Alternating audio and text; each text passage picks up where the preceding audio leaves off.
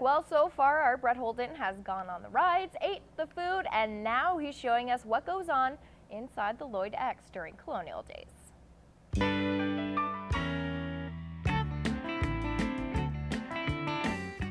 Hey, I'm Brett Holden back here at Colonial Days, and the last few times we were here, I tried the food and then the rides. But today, let's find out what's going on inside at the Lloyd exhibition and Colonial Days.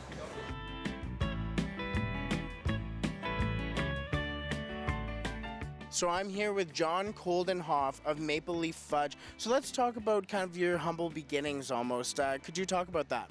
Yeah, I first got started when my father kind of like started bringing me on the road when I was like 4 or 5 years old. At first, you know, we were kids. We just started running around the fair and never thought about, you know, even thinking about making fudge. But then as I got older, you know, I just started wanting to learn and stir the pot once in a while. So what makes your fudge kind of better than others? Pride. We take pride in our product, and if it doesn't turn out, then we will not sell it, and we will recook it and perfect it the next time. Oh, wow. It's soft, or it's creamy. It's creamy, I guess, cookies and cream, right? Beautiful, that's really good. Thank you, John, we really appreciate it. No problem, anytime.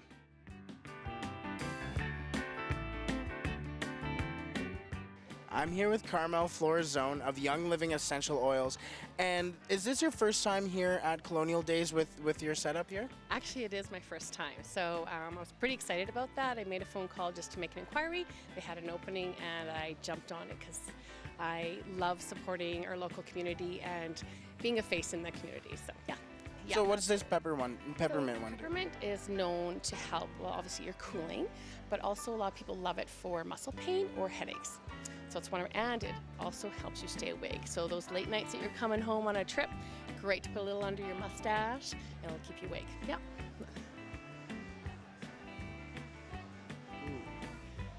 Okay. Cooling feeling? Yeah. Definitely. And then actually you can. Yes. This is my first real tattoo. I did it.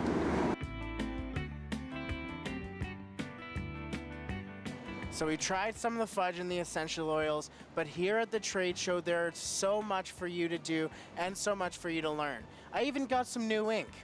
From here at Colonial Days, I'm Brett Holden for Newcap News. And there's an increased presence of animal education in Country Lane at Colonial Days this year. One of the new features is an exhibit on how beef is made. This includes illustrative charts of the progression of feeding and the importance of each stage. And it's not just you put a cow out to pasture and then that's it, and you bring them back in a few months later and butcher them. There's barley, there's everything else that you have to put into this cow to make them big and fat. And kids are also receiving an education at Chicken John's Petting Zoo, which returns after being absent a year ago. Children are allowed to interact and even hold the animals under supervision. Even hold animals to begin with, so when they come in here, we do, you know, we have to tell them quite a few times the way to hold a rabbit or anything, a chicken. And the petting zoo is open from 1 until 10. Well, the Barr Colony Heritage Society is giving people a nostalgic option to beat the heat during colonial days by taking an artifact from the museum and turned into a homemade ice cream maker. While the taste is getting rave reviews, it's also produced hundreds of stories from customers. It brings back memories to so many people because we remember doing it as kids with the small ice cream maker, and you turned it by hand. Aries says they plan to use the ice cream maker to attract people to check out the museum. The older people remember it, but the younger people are curious, so it works both ways.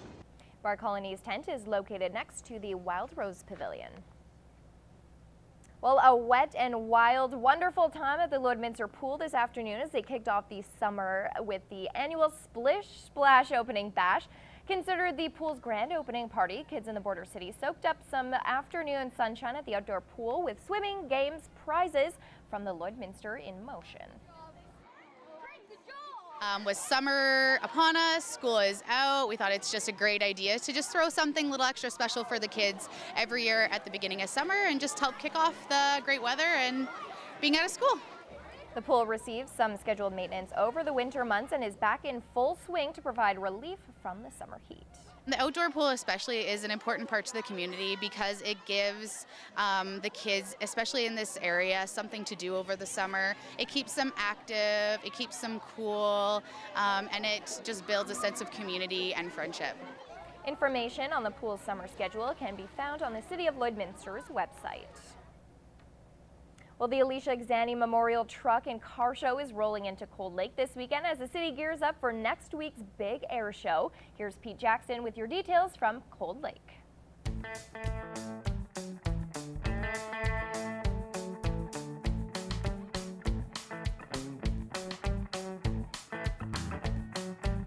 Hey, it's Pete Jackson from Boom 95.3. Here's what's happening in Cold Lake. Coming up this Saturday, it's the first annual Alicia Exani Memorial Truck and Car Show. It's going to be taking place outside the Energy Center in Cold Lake. It's going to be happening from 9 a.m. to 5 p.m. It's open to all makes, all models of vehicles, whether you've got a semi-truck, a regular truck, a sports car, a classic car, and anything in between. Bring it out, get it registered. Registration is the morning of. Admission is just $5 per person. There's going to be lots of activities for the whole family to enjoy, things for the kids, vendors, and entertainment throughout the morning and afternoon.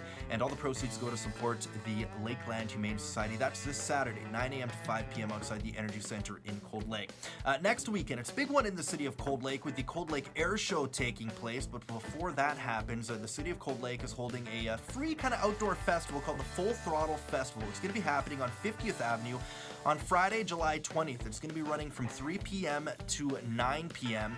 And there's going to be lots of things for the kids to do, bouncy castles, face painting, things of that nature. There's going to be beer gardens for the adults, entertainment on stage throughout the afternoon into the evening, including a headline performance from Canadian rock icons Big Sugar. For more information on the Full Throttle Festival, check out the city's website at coldlake.com. Now that leads into the main event of next weekend, and that is the Cold Lake Air Show happening July 21st and 22nd at Fort Wayne Cold Lake. The theme to the air show this year is the 60th anniversary of NORAD, and they're going to be celebrating that. It's one of the best air shows you're going to see throughout Western Canada, and it's right in our own backyard. For more information, go to the website coldlakeairshow.com. Now, also taking place Air Show weekend over at Bean Trees Cafe in Cold Lake is a group called Punch Drunk Cabaret.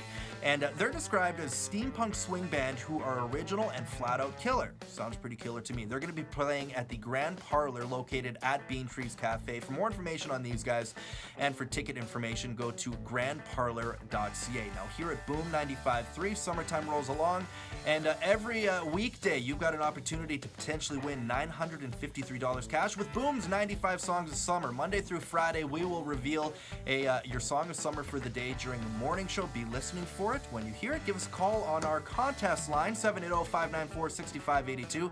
And you never know, you might win $953 cash when we make the big draw coming up on September 21st. If you want one of your events featured on What's Happening, shoot me an email, pete@boom953.ca. David Baxter, Global News.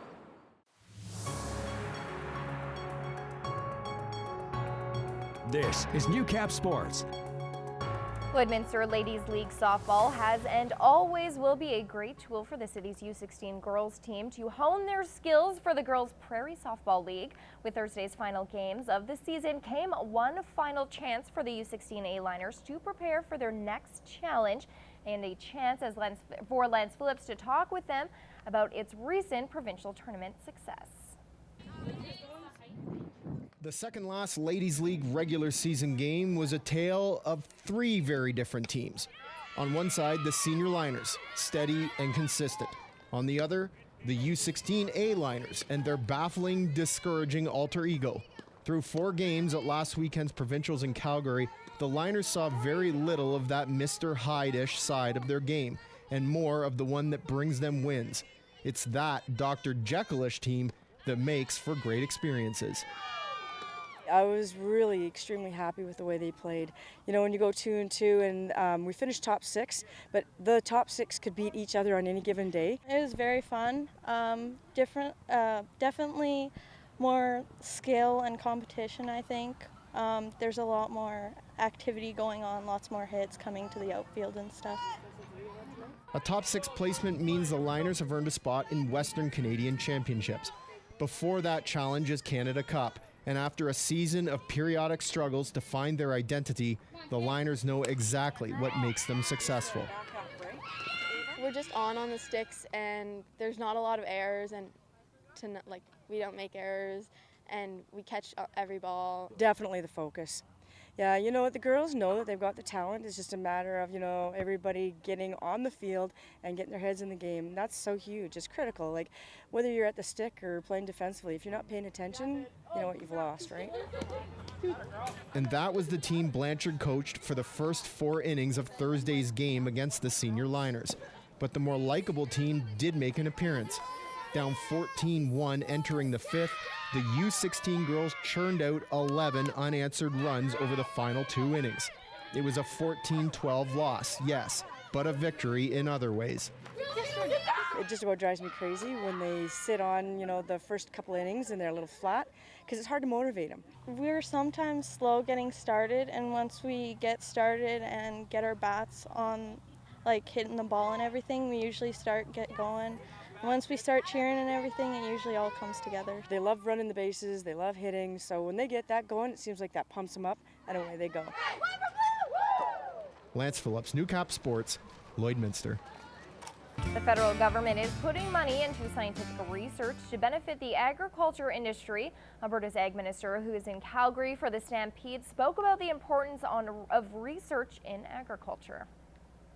I think we're going to continue those good partnerships we have with the Alberta meat producers, different levels of government.